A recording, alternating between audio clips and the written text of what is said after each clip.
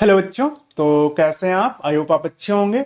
तो आज हम लोग क्लास 12th केमिस्ट्री का मॉडल क्वेश्चन पेपर देखने वाले हैं जो कि जैक बोर्ड द्वारा जारी किया गया है। और ये आपका 3 घंटे का एग्जाम रहेगा और टोटल 70 मार्क्स का क्वेश्चन रहेगा। ठीक है, तो इसके टर्म एंड कंडीशंस देख लेते हैं क्या बोल रहा है आपका। तो क्या बोला कि candidate should answer in their own word as much as possible. कहने का मतलब है कि जितने भी क्वेश्चन है वो आपको अपने शब्दों में जितना ज्यादा पॉसिबल हो सके आपको अपने शब्दों में उसका आंसर देना है। ठीक है, और सभी क्वेश्चन आपके कंपलसरी है जिसमें से आपके टोटल 48 क्वेश्चन रहेंगे और 1 से 25 तक के जितने भी क्वेश्चन रहेंगे वो 1 मार्क्स वाले रहेंगे और ये ऑब्जेक्टिव क्वेश्चन रहेंगे टिक करने वाले। ठीक है, तो ये 25 क्वेश्चन है तो आपको 25 के 25 क्वेश्चन का आंसर देना है और ये क्वेश्चन आपको कंफर्म करना है कि इसको आप लेना ही लेना है। ठीक है, तो आप अगर ये ऑब्जेक्टिव क्वेश्चन को प्रैक्टिस नहीं किए हो तो जाके हमारे चैनल पे प्लेलिस्ट में जाके देख सकते हो, बहुत सारे क्वेश्चंस हैं। ठीक है, और उसे प्रैक्टिस कर सकते हो। तो आगे क्या है हमारा कि 26 से लेकर 34 तक के जितने भी क्वेश्चंस हैं ये आपके कितने 9 क्वेश्चन है जिसमें से आपको 7 क्वेश्चन का आंसर देना है आपको। और ये वेरी शॉर्ट आंसर टाइप वाले क्वेश्चन है। कहने का मतलब है कि 1 मार्क्स वाले क्वेश्चन है और ये आपको लिखना है। ठीक है, एक लाइन में उसका आंसर। ठीक है, और आगे क्या है हमारा कि 35 से लेकर 42 तक के जितने भी क्वेश्चंस हैं ये आपके क्या है हमारे 3 मार्क्स वाले हैं और इसमें से 8 में से आपको 6 का आंसर देना है। ठीक है, और आगे क्या हमारा 43 से लेके 48 तक जो कि 6 क्वेश्चन बनते हैं उनमें से आपको 4 क्वेश्चन का आंसर देना है। ठीक है, तो ये रहा इसका टर्म एंड कंडीशंस और आज हम लोग ऑब्जेक्टिव क्वेश्चन देखेंगे, ऑब्जेक्टिव क्वेश्चन को सॉल्व करेंगे इसके। ठीक है, और बाकी नेक्स्ट वीडियो में इसका हम लोग सब्जेक्टिव देखेंगे और जो भी है टोटल क्वेश्चन जो बचे उसको नेक्स्ट वीडियो में कवर करेंगे। ठीक है, तो एक बात कहना चाहता हूं कि जो बच्चे हमारे चैनल पे नए हैं वो चैनल को सब्सक्राइब कर ले, वीडियो को लाइक करें और दोस्तों में भी शेयर करें। तो चलिए बढ़ते हैं। सबसे पहले क्वेश्चन देखते हैं हम लोग क्या बोल रहा है हमारा कि molarity of an aqueous solution containing 2 gram of sodium hydroxide in 200 ml of solution is. तो अब इससे मोलारिटी आपसे पूछ रहा है कि क्या होगा इसका मोलारिटी। तो मोलारिटी के लिए हम लोग क्या जानते हैं, सबसे पहले मोलारिटी इक्वल टू क्या होता है भाई, मोलारिटी इक्वल टू होता है हमारा number of mole of solute divided by क्या होता है वॉल्यूम। वॉल्यूम इन किसमें, अगर लीटर में रहा तो ऐसे रहेगा, लेकिन अगर एमएल में रहा, एमएल में है तो क्या करेंगे इसको हम लोग 1000 से मल्टीप्लाई कर देंगे। ठीक है, 1000 से क्या करते हैं मल्टीप्लाई करते हैं, हमारा यहाँ पे एमएल में है तो 1000 से मल्टीप्लाई तो रहेगा ही हमारा। ठीक है, अब इसको निकालते हैं number of mole of solid. तो मोल निकालने के लिए सबसे पहले आप क्या करोगे, नंबर ऑफ मोल निकालने के लिए क्या करते हैं, क्या होता है इसका फॉर्मूला कि given mass divided by molar mass. तो गिवन मास हमारे पास दिया हुआ है कितना, 2 ग्राम दिया हुआ है, 2 डिवाइडेड बाय क्या होगा हमारा मोलर मास, क्या होगा सोडियम हाइड्रोक्साइड का मोलर मास क्या होगा भाई। तो देखो सोडियम कितना होता है 23 प्लस ऑक्सीजन का 16 प्लस हाइड्रोजन का 1, टोटल निकालो कितना आएगा 40 ग्राम पर मोल आएगा आपका। ये निकल गया इसका मोलर मास। तो 40 से इसको क्या करेंगे डिवाइड करेंगे हम लोग। अब ये तो इसको रहने दो ऐसे, अब निकालते हैं मोलारिटी इक्वल टू क्या होगा, तो 2 डिवाइडेड बाय 40 और ओवरऑल डिवाइडेड बाय क्या है वॉल्यूम हमारा, तो कितना है 200 इंटू एमएल में है तो 1000 से क्या करेंगे इसको मल्टीप्लाई करेंगे। अब देखो ये इससे मल्टीप्लाई हो जाएगा, क्या होगा 2 डिवाइडेड बाय 40 इंटू 200 ये होगा इंटू 1000 ये निकलेगा। अब काटो 2 जीरो, 2 जीरो कट गया, 1 जीरो, 1 जीरो कट गया, बचा क्या 2 2 भी कट गया तो हमारे पास बचा 1/4 बचा, इसका निकालेंगे कितना आएगा 0.25 आएगा हमारा। तो कौन सा ऑप्शन सही है हमारा, तो डी नंबर सही है। ठीक है, ये निकल गया, कितना आसान था है ना। तो आपको कंसेप्ट पता होना चाहिए, फॉर्मूला पता होना चाहिए। ठीक है, चलो आगे चलते हैं, अगला क्वेश्चन देखते हैं हम लोग। क्या बोल रहे हैं, among the following substance the lowest vapour pressure is expected by. तो देखो सबसे कम वेपर प्रेशर किस में होगा, कब किसका सबसे कम वेपर प्रेशर होगा ये आपको बताना है। ठीक है, तो हम लोग क्या जानते हैं कि ईथर का सबसे ज्यादा होता है, उसको अल्कोहल का, फिर वाटर का। बट मरकरी का एक मेटल है, मेटल क्या होता है कि मेटल को अगर हम लोग बॉयल करते हैं तो बहुत ज्यादा टेम्परेचर देना होगा और बॉयल भी नहीं होगा। मतलब कहना है कि मतलब बॉयल होता है मेटल, मेटल का वेपर निकलते हुए देखे नहीं निकलता, बहुत कम है ना। तो सबसे ज्यादा किसका, जैसे मान के चलो यहाँ मरकरी है तो एच जी का अगर बॉन्ड होगा, मेटल मेटल के बीच में बॉन्ड होगा तो बहुत फोर्स ऑफ अट्रैक्शन से ये बंधा हुआ है ना, मेटल मेटल का बॉन्ड है तो बहुत स्ट्रांग है। तो ये बॉयल होने में बहुत ज्यादा टाइम लगेगा और वेपर बहुत कम देगा। क्या बोल सकते हैं, बहुत एकदम ना के बराबर, बहुत कम देगा वेपर। तो कौन सा होगा हमारा, डी नंबर होगा। कौन सा, डी नंबर होगा। ठीक है, अब आगे चलते हैं, अगला क्वेश्चन देखते हैं क्या बोला है, यूनिट ऑफ केबी। अब केबी से आप क्या समझते हो, केबी लिखा है क्या है, तो केबी का मतलब क्या होता है ये आपको बताना है। तो क्या होता है भाई केबी, केबी क्या, मोलर एलिवेशन कांस्टेंट है, मोलर एलिवेशन कांस्टेंट, जिसे बॉइलिंग पॉइंट वाला, एलिवेशन ऑफ बॉइलिंग पॉइंट पढ़े हैं ना हम लोग, एलिवेशन ऑफ बॉइलिंग पॉइंट वाला है।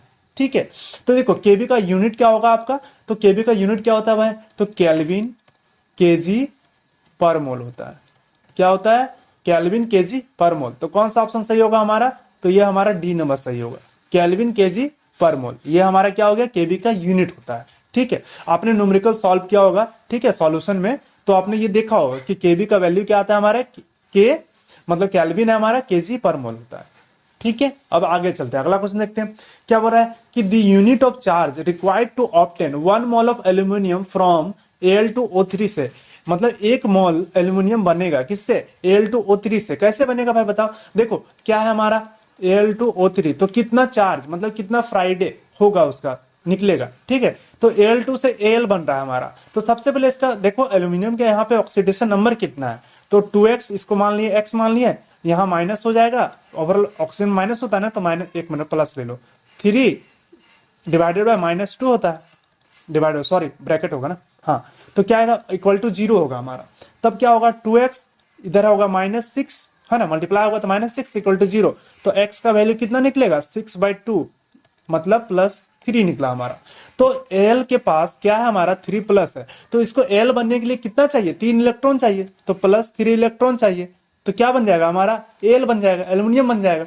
अब देखो 3 इलेक्ट्रॉन है, हम लोग इसको शॉर्ट में निकालते हैं। ठीक है, तो क्या होगा, एक इलेक्ट्रॉन बराबर क्या होता है हमारा, 1 फ्राइडे होता है, तो 3 इलेक्ट्रॉन बराबर क्या होगा हमारा, तो 3 फ्राइडे होगा भाई। तो कौन सा ऑप्शन सही होगा हमारा, देख लो, तो सी नंबर सही होगा। कौन सा होगा, सी नंबर सही होगा। चलो अब आगे चलते हैं, अगला क्वेश्चन देखते हैं, इसको हटा लेते हैं यहां से, 1 मिनट रुक जाइए। देखो क्या है हमारा, बोल रहा है कि the molar conductivity is maximum for the solution of concentration. हमारे पास मोलारिटी का कुछ कंसंट्रेशन दिया हुआ है। ठीक है, आपसे पूछ रहा है कि क्या मोलर कंडक्टिविटी किसमें अधिक हो, तो हम लोग क्या जानते हैं, मोलर कंडक्टिविटी का सिंबल क्या होता है, ये होता है हमारा, और इसका फॉर्मूला होता है के इंटू क्या होता है, कांस्टेंट है हमारा, के इंटू स्पेसिफिक कंडक्टेंस है हमारा, इंटू क्या होगा 1000 डिवाइडेड बाय m होता है ना। तो देखो m क्या है यहाँ पे, इनवर्सली प्रोपोर्शनल है ना, डिवाइड में है, तो इसका वैल्यू जितना कम होगा उतना ज्यादा होगा, ये इसका वैल्यू जितना कम होगा उतना ज्यादा ये होगा ना, क्योंकि इनवर्सली प्रोपोर्शनल है। तो यहाँ पे अगर हम लोग रखते हैं कि 1000, तो इसका वैल्यू क्या हो जाएगा, 1000 कट जाएगा तो के बचेगा सिर्फ, लेकिन यहाँ पे 500 रखेंगे तो यहाँ पे 2 आएगा ना, तो मतलब यहाँ कम जितना रहेगा उतना इसका ज्यादा वैल्यू आएगा, है ना। तो यहाँ देखो सबसे कम किसका है, जो कांस्टेंट हमारी ये कंसंट्रेशन है सबसे कम किसमें है, तो सबसे कम देखो डी में हमारा, है ना, तो डी होगा, ऑप्शन डी होगा ना। इसको आप सॉल्व करोगे तो के इंटू 1000 डिवाइड, मोलारिटी कितना दिया हुआ 0.001, इसको सॉल्व करो तो क्या आएगा, के इंटू 1000 इंटू ये ऊपर जाएगा क्या आएगा 1000, क्या है 0.3 अंक के बाद है ना, तो ऊपर जाएगा क्या होगा, 1000 से मल्टीप्लाई होगा, तो के इंटू 10⁶ हो जाएगा। तो ये क्या होता है, सबसे ज्यादा होता है, तो कौन सा होगा आंसर हमारा, डी नंबर होगा। ठीक है, अब आगे चलते हैं, अगला क्वेश्चन देखते हैं क्या बोल रहा है कि specific conductance of 0.1 m NaCl solution is, दिया हुआ है हमारे पास, ठीक है, पर ओम पर सेंटीमीटर। ठीक है, इट्स मोलर कंडक्टिविटी पूछ रहा है आपसे कि इसका मोलर कंडक्टिविटी क्या होगा, ये आपको बताना है। तो अभी बताएं कि क्या होता है भाई, ये हो गया हमारा, क्या ये हमारा, तो ये हमारा मोलर कंडक्टिविटी हो गया। और स्पेसिफिक कंडक्टेंस किसको बोलते हैं, के को बोलते हैं, 1000 डिवाइडेड बाय m है हमारा। ठीक है, अब k का वैल्यू हमारे पास दिया हुआ है, k का वैल्यू दिया हुआ है ना, ये देखो k का वैल्यू दिया हुआ है, कितना होगा 1.01 इंटू 10⁻⁻² दिया हुआ है हमारे पास, इंटू 1000 करो आप, डिवाइडेड बाय m। m हमारा कितना दिया हुआ है भाई, तो देखो m हमारा कितना दिया हुआ है इसमें, 1 मिनट, हाँ 0.1 m दिया हुआ, मतलब इसका कंसंट्रेशन है 0.1, ये हो गया। अब इसको हम लोग सॉल्व करते हैं तो क्या आएगा, देखो क्या आएगा, 2 0 खत्म हो गया, मतलब 10 डिवाइड में था ना, ये नीचे था 100, तो ये क्या होगा, कट गया, अब एक 10 बचा इधर। ठीक है, तो क्या होगा 1.01 इंटू 10 इंटू ये ऊपर जाएगा, 0.1 है तो 10 होगा, तो क्या आएगा हमारा, देखो 1.01 इंटू 10⁻² आएगा हमारा। तो ये ऑप्शन कहाँ है, देखो 1.01 इंटू 10⁻², तो कौन सा क्वेश्चन था हमारा, ये वाला है ना। देखो 1.01 इंटू 10⁻², मतलब ए नंबर हमारा होगा। कौन सा ऑप्शन सही है हमारा, ए नंबर सही है। ठीक है, अब इसको मिटा लें थोड़ा सा, एक मिनट, अगला क्वेश्चन पढ़िए आप लोग तब तक।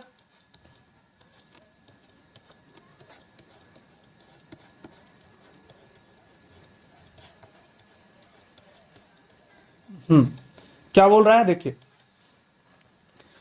हाँ, क्या है, radio active disintegration is an example of, किसका है बताओ, zero order, first order, second order, third order. ये बहुत सिंपल सा क्वेश्चन है आपको।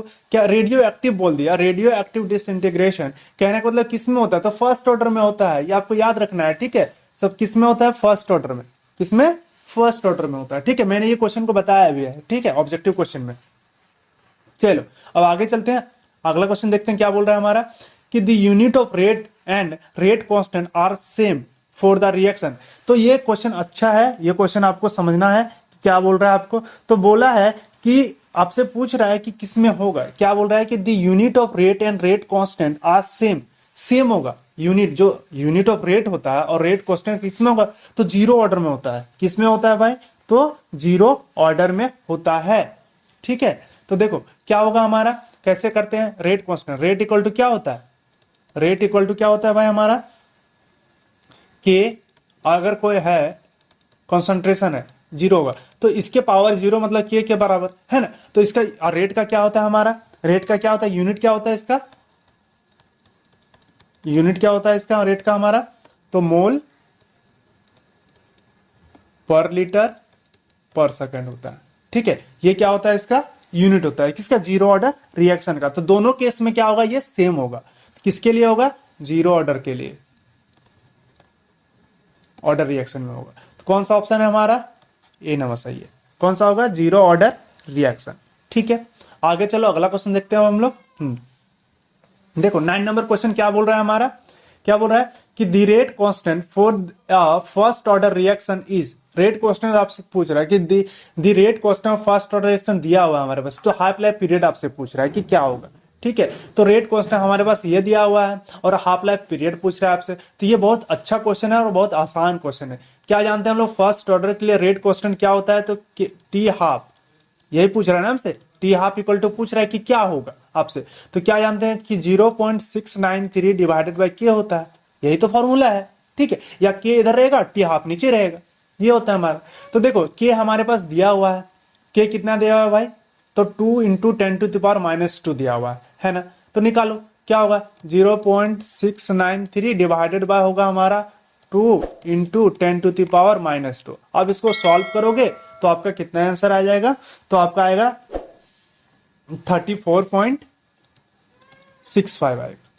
कितना आएगा, 34.65 मिनट, मिनट में है इसलिए मिनट में रहेगा ये हमारा। तो कौन सा ऑप्शन सही है, 34.65, बी नंबर सही होगा। कौन सा है हमारा आंसर, बी नंबर सही है, ठीक है। चलो अब आगे चलते हैं, अगला क्वेश्चन देखते हैं क्या बोल रहा है हमारा। 10 number question, during the course of the chemical reaction the rate of reaction, क्या होगा। देखो इस केस में क्या होता है कि रेट ऑफ रिएक्शन पूछ रहा है, तो रेट ऑफ रिएक्शन क्या होता है, रेट ऑफ रिएक्शन ये किसके प्रोपोर्शनल होता है भाई, तो कंसंट्रेशन ऑफ रिएक्टेंट के, कंसंट्रेशन ऑफ रिएक्टेंट के, किसके, रिएक्टेंट के प्रोपोर्शनल होता है। तो अगर इस रिएक्शन के दौरान तो क्या होगा, जैसे हम लोग देखते हैं कि बोल रहा है कि increase with time, remains constant with time, decrease with time. तो रिएक्टेंट जो होता है, रेट ऑफ रिएक्शन किस पे डिपेंड करता है, तो कंसंट्रेशन ऑफ रिएक्टेंट पे। तो जैसे जैसे रिएक्शन आगे बढ़ेगी तो क्या होगा, उसका कंसंट्रेशन घटेगा ना, प्रोडक्ट की तरफ जाएगा।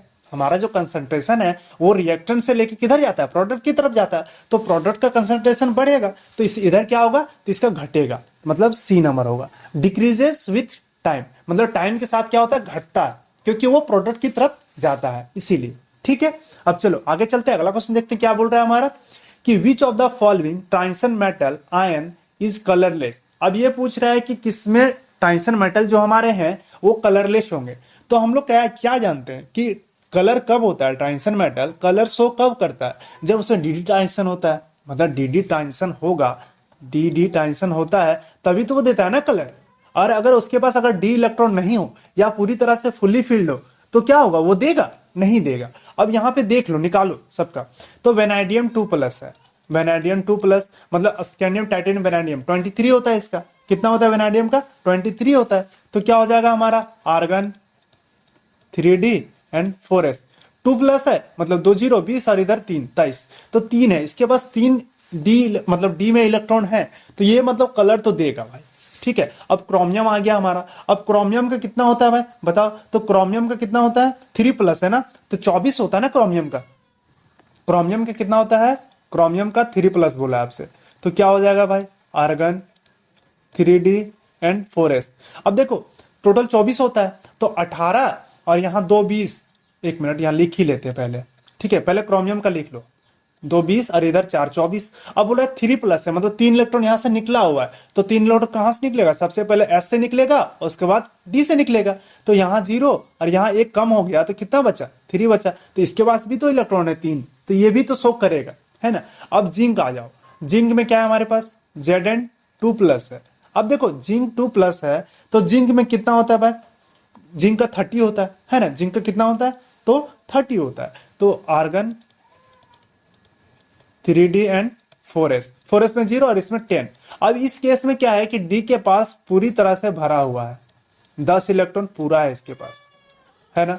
तो 1 2 3 4 5 6 7 8 9 10 ये पूरी तरह से फुल्ली फिल्ड है। तो ये डी ट्रांजिशन देगा नहीं देगा है ना। तो ये कलर कंपाउंड होगा नहीं होगा। ठीक है तो कौन सा होगा हमारा तो जिंक वाला होगा। अब इसको भी निकालोगे तो इसके पास भी डी इलेक्ट्रॉन है। ठीक है आप निकाल के देख लेना। तो कौन सा होगा हमारा सी नंबर होगा। ठीक है चलो देखो एक चीज याद रखना कलर होने के लिए क्या चाहिए भाई सीधा सीधी याद रखना। कलर होने के लिए हमारे पास अनपेयर्ड इलेक्ट्रॉन होने चाहिए। अनपेयर्ड क्या होने चाहिए इलेक्ट्रॉन होने चाहिए। ठीक है और जिंक के पास तो अनपेयर्ड इलेक्ट्रॉन है ही नहीं तो वो शो करेगा नहीं शो करेगा इसीलिए क्या होगा वो कलरलेस होगा। ठीक है चलो आगे चलते हैं अगला क्वेश्चन देखते हैं क्या बोल रहा है हमारा। Which of the following transition metal ion has highest magnetic moment. देखो फिर से क्वेश्चन पूछा सेम टाइप से क्वेश्चन है सिर्फ घुमा दिया है। ठीक है इस बार आपसे मैग्नेटिक मोमेंट पूछा ये मिटा दे थोड़ा। चलो क्या बोला है कि मैग्नेटिक मोमेंट आपसे पूछ रहा है कि क्या होगा विच of the following transition metal ion has highest magnetic moment. तो हाईएस्ट मैग्नेटिक मोमेंट कब होता है मैग्नेटिक मोमेंट जिसके पास अनपेयर्ड इलेक्ट्रॉन होता है। ठीक है वो मैग्नेटिक मोमेंट शो करेगा। ठीक है तो सबसे ज्यादा किसके पास होता है मैग्नेटिक मोमेंट सबसे ज्यादा कौन शो करेगा कि जिसके पास सबसे ज्यादा अनपेयर्ड इलेक्ट्रॉन होगा वो शो करेगा। तो आप सबको निकालना तो देखना कि सबके पास क्या है कि 2+ है मतलब s में इलेक्ट्रॉन है ही नहीं किसी के पास। ठीक है तो आयरन के पास 6 इलेक्ट्रॉन रहेगा डी में। आयरन के पास डी में 6 इलेक्ट्रॉन रहेगा। इसके पास क्या है हमारा कोबाल्ट ये क्या है कोबाल्ट है। कोबाल्ट के पास कितने डी में इलेक्ट्रॉन रहेंगे तो 7 इलेक्ट्रॉन रहेगा 27 होता है ना इसका तो 7 इलेक्ट्रॉन रहेंगे। निकल है निकल के 28 होता है तो इसके पास 8 इलेक्ट्रॉन है डी में। और इसके पास क्या है कॉपर कॉपर है हमारे पास तो 9 है इसके पास कितने रहेंगे तो डी में 9 इलेक्ट्रॉन है 9 8 7। तो इन लोगों के पास अनपेयर्ड इलेक्ट्रॉन कितने हैं इसके पास 7 है तो 5 2 7 है ना 5 2 7 तो 3 मतलब 3 अनपेयर्ड इलेक्ट्रॉन है इसके पास 2 है इसके पास 1 अनपेयर्ड इलेक्ट्रॉन है बट इसके पास 4 अनपेयर्ड इलेक्ट्रॉन है। कितने हैं इसमें निकालना आप इसमें देख लो कितना होगा 4 अनपेयर्ड इलेक्ट्रॉन होगा 2 3 4 5 6 इलेक्ट्रॉन। तो इतने आपके पास अनपेयर्ड इलेक्ट्रॉन है मतलब 4 अनपेयर्ड इलेक्ट्रॉन है इसके पास है ना 4 है। तो सबसे ज्यादा किसके पास है आयरन के पास है तो सबसे ज्यादा हाईएस्ट मैग्नेटिक मोमेंट किसका होगा तो Fe का होगा Fe2+ का होगा। ठीक है चलो अब आगे चलते हैं अगला क्वेश्चन देखते हैं हम लोग क्या बोल रहा है हमारा। 13 number question the hybridization involve in NiCN4 -। देखो ये अच्छा क्वेश्चन है आपका। ठीक है तो इसका हाइब्रिडाइजेशन आपसे पूछा है कि क्या होगा।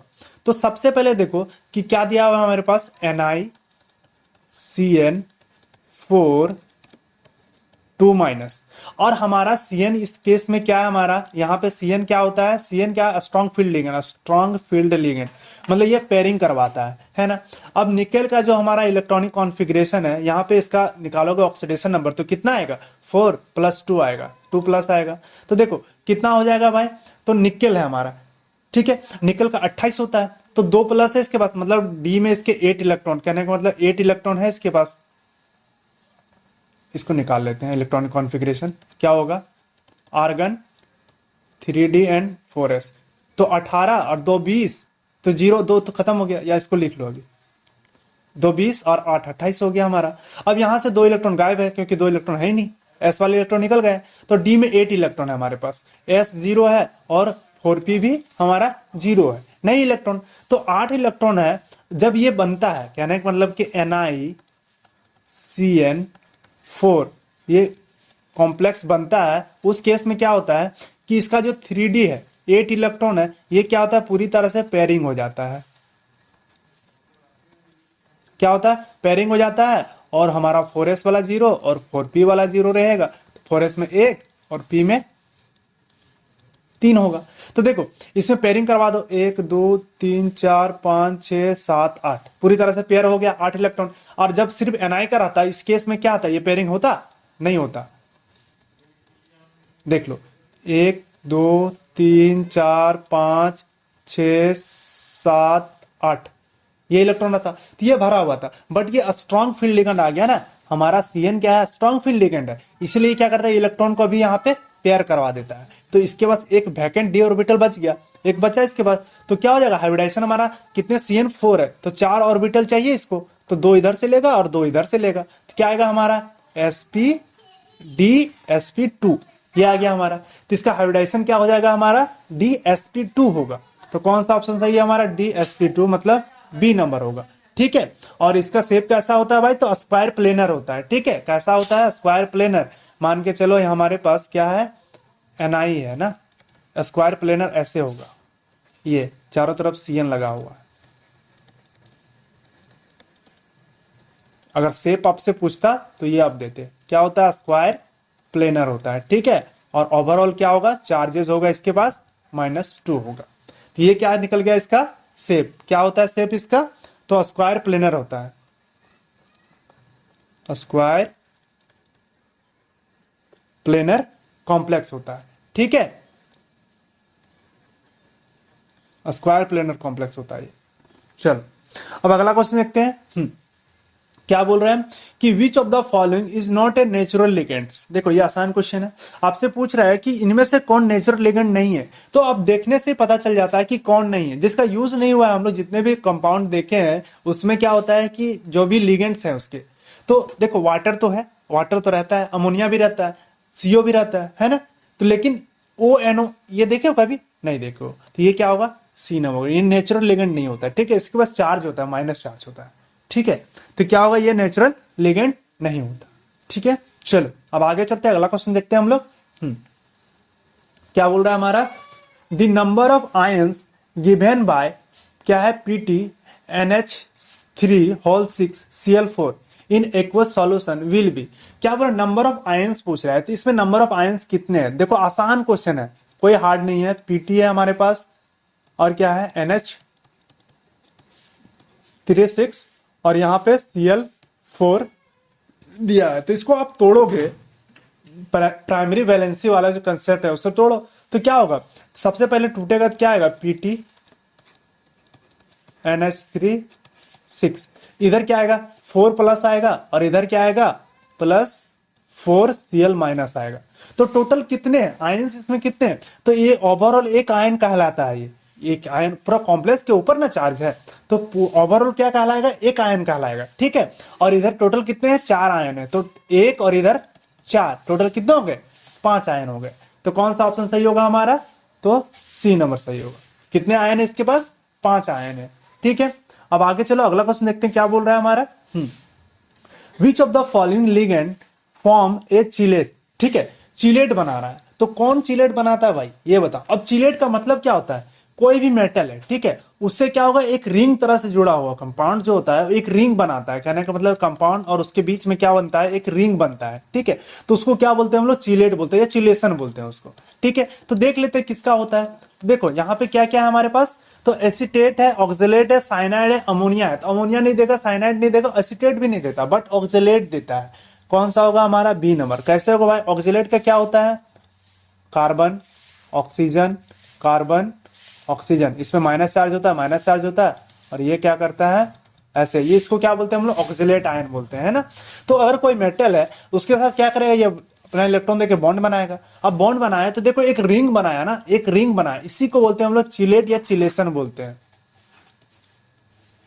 चिलेट या चिलेशन बोलते हैं इसको।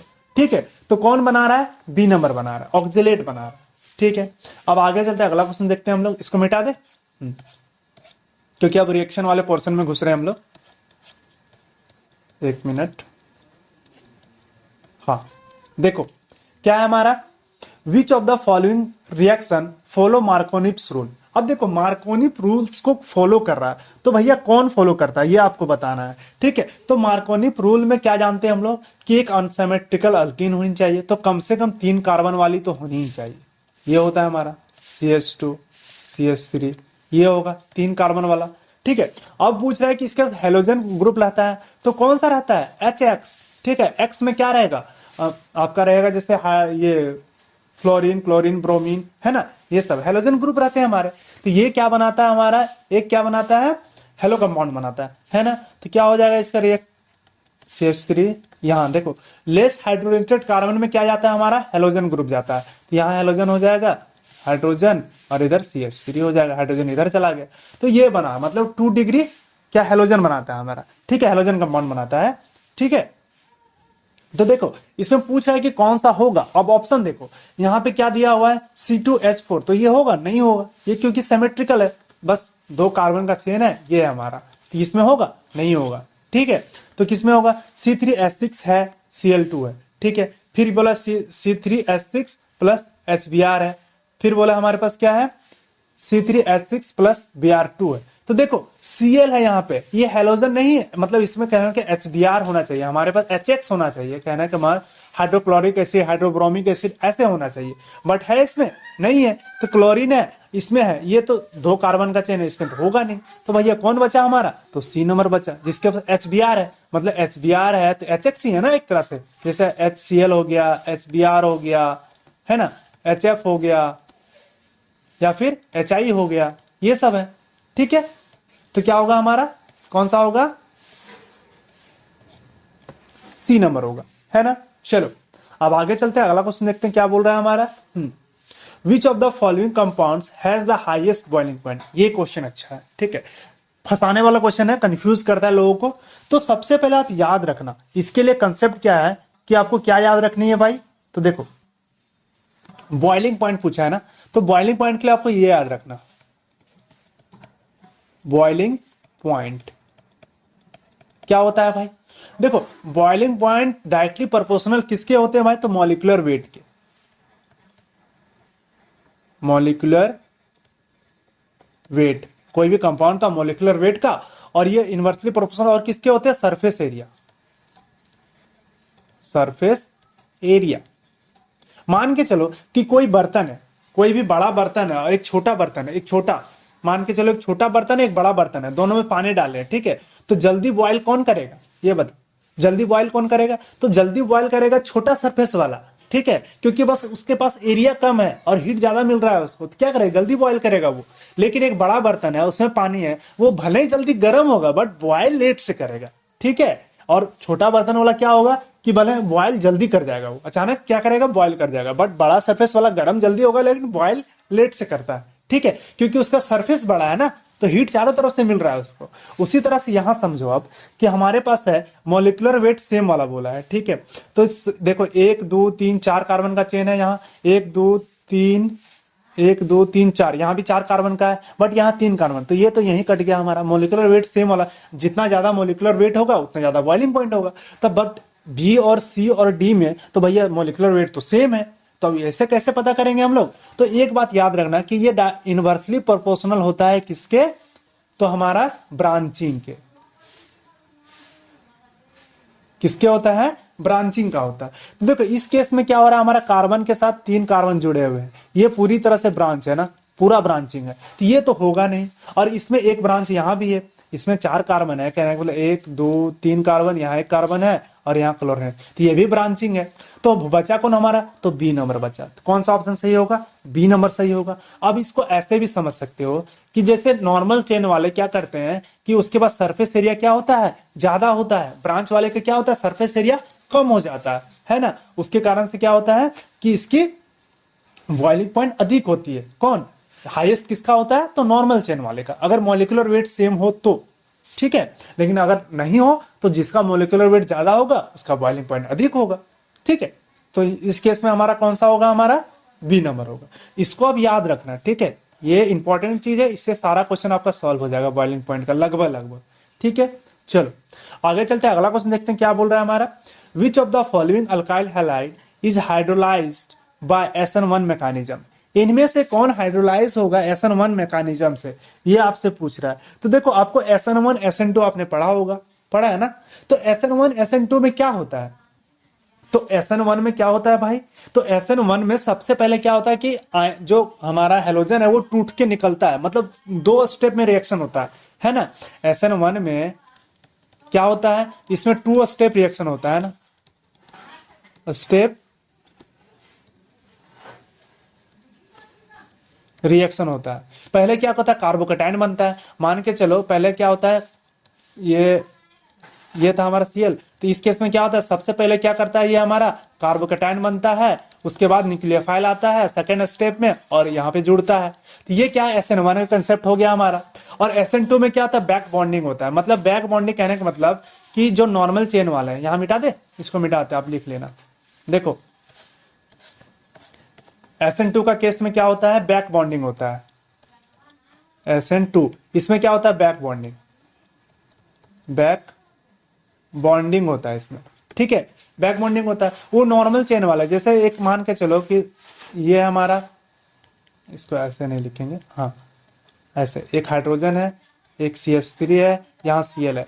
तो न्यूक्लियोफाइल क्या करता है? इधर से आता है, एक स्टेप प्रोसेस है, 1 स्टेप प्रोसेस, इधर से अटैक करता है, ये इधर से निकलता है। तो ये 1 स्टेप प्रोसेस हो गया। और ये क्या हो गया? हमारा 2 स्टेप प्रोसेस हो गया।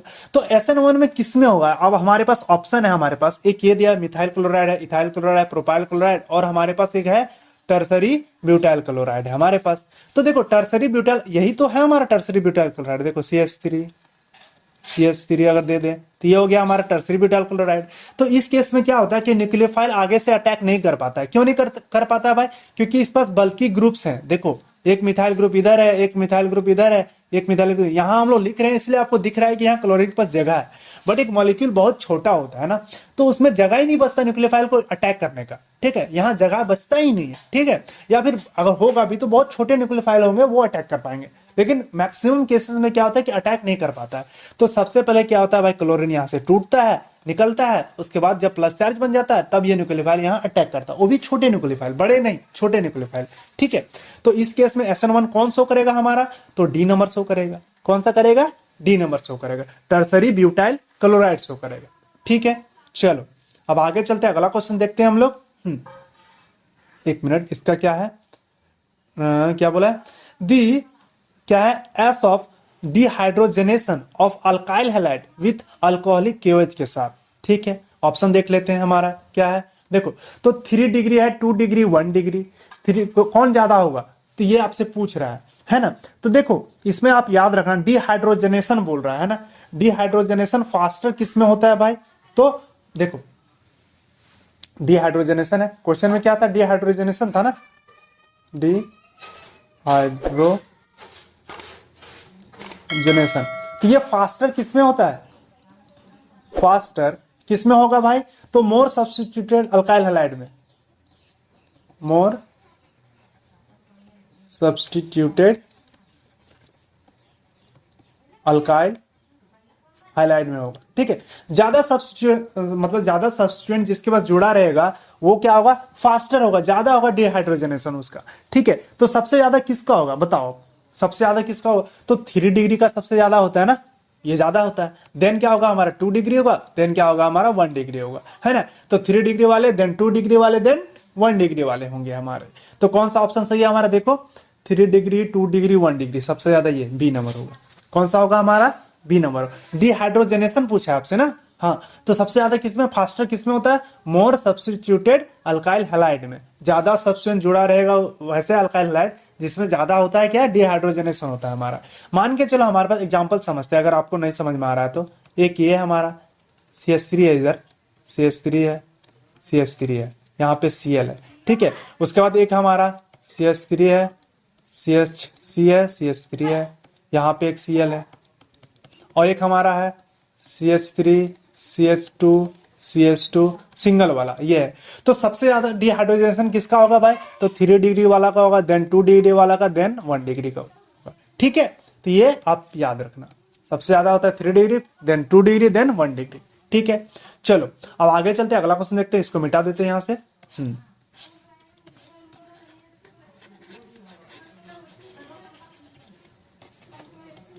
एक मिनट। देखो क्या बोल रहा है हमारा अगला question, which of the following halo alkanes is most reactive. इनमें से कौन ज्यादा रिएक्टिव होगा, ये आपसे पूछ रहा है कि बताओ कि इनमें से कौन सबसे ज्यादा रिएक्टिव होगा। तो बताओ कौन सा होगा भाई सबसे ज्यादा रिएक्टिव, क्या होता है? देखो तो हमारे पास ऑप्शन क्या है, 1 क्लोरोप्रोपेन, 1 ब्रोमोप्रोपेन, फिर क्या है 2 क्लोरोप्रोपेन, मतलब 2 डिग्री वाले हो गए ये, 2 क्लोरोप्रोपेन और 2 ब्रोमोप्रोपेन। ठीक है, तो हम नेचर समझते हैं, सबसे पहले नेचर समझे, नेचर ऑफ कार्बन का। कार्बन का नेचर क्या होता है कि रिएक्टिविटी का ऑर्डर होता है 3 डिग्री का ज्यादा होता है, देन 2 डिग्री का होता है, देन 1 डिग्री का होता है। ये आपको पता है, ये क्या है? रिएक्टिविटी ऑर्डर है। क्या है हमारा? रिएक्टिविटी ऑर्डर है। ठीक है, अब नेचर ऑफ हेलोजन देखो, नेचर ऑफ हेलोजन को एक्स ले लेते हैं हम। ठीक है, कोई दिक्कत नहीं है। चलो, तो नेचर ऑफ हेलोजन क्या होता है? तो सबसे ज्यादा किसका होता है? आयोडीन का होता है, देन किसका होगा? हमारा ब्रोमीन का होगा, देन किसका होगा? क्लोरीन का, देन आयोडीन का होता है। ठीक है, ये किसका रिएक्टिविटी ऑर्डर है? रिएक्टिविटी ऑर्डर इसका है। ठीक है, अब हमारे पास देखो ऑप्शन क्या क्या है, 1 डिग्री वाले, 2 डिग्री, नीचे 2 डिग्री वाले हैं, ऊपर 1 डिग्री वाले हैं। तो कार्बन का नेचर तो यहीं से खत्म हो गया भाई कि 1 डिग्री वाले, तो ये तो होगा नहीं, बी भी नहीं होगा। ठीक है, 1 डिग्री वाले हैं। अब 2 डिग्री वाले में बचा हमारा 2 क्लोरोप्रोपेन और 2 ब्रोमोप्रोपेन। देखो क्लोरीन से ज्यादा होता है ब्रोमीन का, तो कौन सा होगा हमारा? तो डी नंबर होगा। कौन सा ऑप्शन सही है हमारा? तो डी नंबर सही है। ठीक है, चलो अब आगे चलते हैं, अगला क्वेश्चन देखते हैं क्या बोल रहा है हमारा। Conversion of ethyl alcohol into acetaldehyde is an example of. तो हाइड्रोलिसिस का है, ऑक्सीडेशन का है, रिडक्शन का है, या मॉलिक्यूलर रीअरेंजमेंट का है। तो देखो इस केस में क्या हो रहा है हमारा कि अल्कोहल से, इथाइल अल्कोहल है ना हमारे पास, CH3 CH2 OH है हमारा, क्या बना रहा है भाई? तो हमारा बना रहा है एसिटल्डिहाइड। एसिटल्डिहाइड क्या होगा? CH3 COH, ये बन गया हमारा। तो ये रिएक्शन जो होता है इसमें क्या हो रहा है, ये इसका रिएजेंट होता है PCC, एक रिएजेंट होता है, उसके प्रेजेंस में ये रिएक्शन करवाते हैं तो होता है हमारा। ठीक है, तो देखो इसमें क्या हो रहा है हमारा कि क्या हो रहा है, हाइड्रोजन का लॉस हो रहा है ना, एक हाइड्रोजन का लॉस हो रहा है, इसमें हाइड्रोजन का लॉस हो रहा है। इसमें कितने हाइड्रोजन थे? 3 2 5 6 हाइड्रोजन। इसमें कितने हाइड्रोजन है? 4 हाइड्रोजन है, 2 हाइड्रोजन चला गया, तो लॉस ऑफ हाइड्रोजन। अब समझो ऑक्सीडेशन रिडक्शन वाला कंसेप्ट क्या होता है, लॉस ऑफ हाइड्रोजन क्या हो रहा है, या तो ऑक्सीजन का एडिशन हो या हाइड्रोजन का लॉस हो, तो उसको क्या बोलते हैं हम लोग? ऑक्सीडेशन। क्या बोलते हैं? ऑक्सीडेशन। तो ये कौन सा प्रोसेस है? ऑक्सीडेशन वाला है। ठीक है, तो कौन सा ऑप्शन होगा हमारा? बी नंबर होगा। चलो अब आगे चलते हैं, अगला क्वेश्चन देखते हैं। ठीक है, क्या होगा? Removal of hydrogen. इसमें क्या हो रहा है? हाइड्रोजन का रिमूवल हो रहा है, इसीलिए क्या करेगा? ऑक्सीडेशन शो करेगा। ठीक है, चलो क्या बोल रहा है अगला question, the product obtain when sodium phenoxide, क्या है? सोडियम फेनॉक्साइड है ना। The product obtain when sodium phenoxide reacts with carbon dioxide. अब हमारे पास क्या बोला है कि सोडियम फेनॉक्साइड है, किसको बोलते हैं सोडियम फेनॉक्साइड भाई? तो एक फेनॉल का स्ट्रक्चर टाइप से है हमारे पास, ये हो गया ONA, ये प्लस ये माइनस, इसको क्या बोलते हैं हम लोग? Sodium phenoxide. क्या बोलते हैं इसको? Sodium phenoxide. इसमें क्या डाला है हमारा? कार्बन डाइऑक्साइड के साथ रिएक्शन करवा रहा है, CO2। ठीक है, जब इसको CO2 के साथ रिएक्शन होता है तो आप याद रखना एक और इसमें से H+ भी रहता है, एसिड के साथ रिएक्शन हो जाता है। लेकिन आपको क्या दिया? कार्बन डाइऑक्साइड दिया, तो आपको समझना है चीज। ठीक है, तो जब ये कार्बन डाइऑक्साइड के साथ रिएक्शन होता है तो क्या बना देता है भाई? हमारा सैलिसिलिक एसिड बना देता है। क्या बना देता है? सैलिसिलिक एसिड बना देता है। ठीक है, यहां जुड़ जाता है हमारा एसिड, जुड़ता है, क्या जुड़ता है? कार्बोक्सिलिक एसिड जुड़ जाता है, तो इसको हम लोग क्या बोलते हैं? सैलिसिलिक एसिड, सैलिसिलिक एसिड बोलते हैं इसको। ठीक है, तो ये कौन सा है हमारा? C नंबर होगा। क्या बनेगा हमारा, सैलिसिलिक एसिड। और ये कैसे बनता है, देखो ये कैसे बनता है, फिनोल है हमारे पास, ये भी देख लो ये बनता कैसे है। ये हमारे पास क्या है, फिनोल है। इसमें सोडियम हाइड्रोक्साइड के साथ रिएक्शन करवा दो, बन जाएगा, वाटर निकल जाएगा और सोडियम यहाँ जुड़ जाता है। ठीक है, तो ये ऐसे बनता है। चलो आप आगे चलते हैं, अगला क्वेश्चन देखते हैं। इसको मिटा दे, इसको नोट कर लो आप। चलो 1 मिनट, हाँ पढ़ो तब तक। अगला क्वेश्चन क्या बोल रहा है, यहीं तक मिटाते हैं, हो जाएगा हमारा काम इतना में।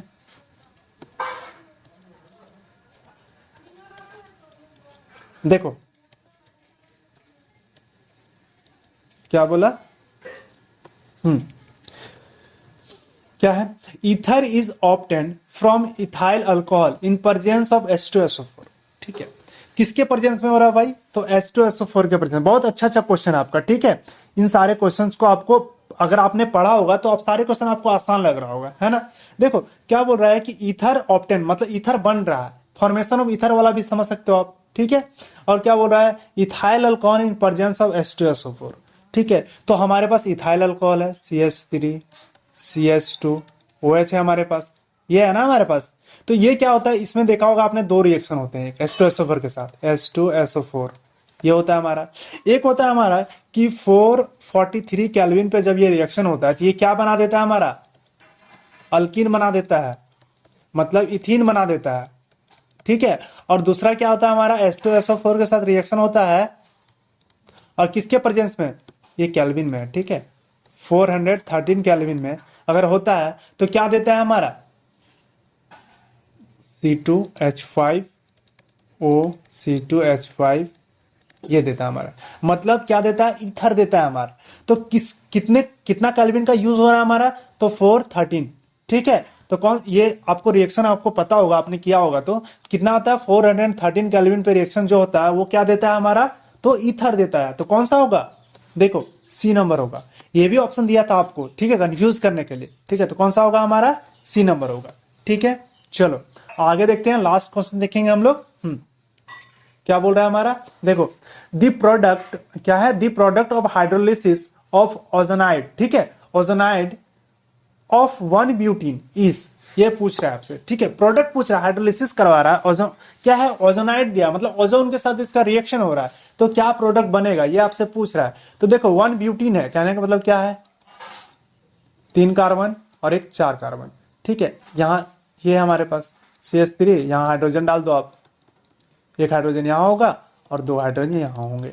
ठीक है, अब रिएक्शन हो गया किसके साथ भाई, तो O3 के साथ, ओजोन के साथ, ओजोनाइड वही लिखा हुआ है। ठीक है, O3 के साथ रिएक्शन हो रहा है आपका, तो क्या बनेगा, तो क्या जानते हैं हम लोग, पढ़ा होगा आपने, कुछ नहीं करना है आपको, अगर शॉर्ट में समझे तो कुछ नहीं करना है आपको। क्या करना है, 2 ऑक्सीजन ऊपर 1 ऑक्सीजन नीचे, ऐसे काट दो इसको। ठीक है, तो क्या आएगा हमारा, आंसर आ जाएगा। ठीक है, अब देखो इसको सॉल्व कर लेते हैं थोड़ा अच्छे से हम लोग, शॉर्ट में भी समझ लिए। 2C, एक हाइड्रोजन है यहाँ पे और इसको अलग करके लिख लो CH2, एक ऑक्सीजन इधर, एक ऑक्सीजन इधर, एक ऑक्सीजन इधर, इसके बीच में बॉन्ड बना दो, ऐसे होता है, ये बनता है हमारा। अब यहाँ पे क्या होता है, इसको काटो ऐसे करके, ये कटेगा, तो क्या क्या बनेगा हमारे पास, CH3 CH2 CH, ये बना हमारा। और इस केस में क्या बना हमारे पास, COH, ये बना हमारा। ठीक है, 1 मिनट, प्लस चार्ज को हटा देते हैं यहाँ से, ये बन गया हमारा। ठीक है, तो इसको क्या बोलते हैं हम लोग, प्रोपेनल, और ये क्या होगा हमारा, मिथेनल। ठीक है, तो ये दोनों बनता है हमारा, प्रोपेनल एंड मिथेनल बनेगा इस केस में। तो कौन सा आंसर है हमारा, तो C नंबर आंसर। ठीक है, तो ये थे आपके 25 क्वेश्चंस, और ये सारे क्वेश्चंस को आप अच्छे से प्रैक्टिस कर लो ताकि कंसेप्ट आपका क्लियर होना चाहिए। ठीक है, कोई भी क्वेश्चन हो, आपका कंसेप्ट क्या होना चाहिए, उसमें क्लियर होना चाहिए। चैप्टर से कंसेप्ट क्लियर होगा तो आपको कोई भी क्वेश्चन अगर आपको देगा तो वो आपसे बन जाएगा। ठीक है, तो आज हम लोग यहीं तक रखते हैं वीडियो को, और नेक्स्ट वीडियो में हम लोग इसका सब्जेक्टिव देखेंगे, जितने भी क्वेश्चन है हमारे वो सारे क्वेश्चन को हम लोग नेक्स्ट वीडियो में कवर करेंगे। ठीक है, तो अगर आप हमारे चैनल पर नए हो तो चैनल को सब्सक्राइब करो, वीडियो को लाइक करो और दोस्तों में शेयर करो। ठीक है, तो चलिए मिलते हैं नेक्स्ट वीडियो में, बाय।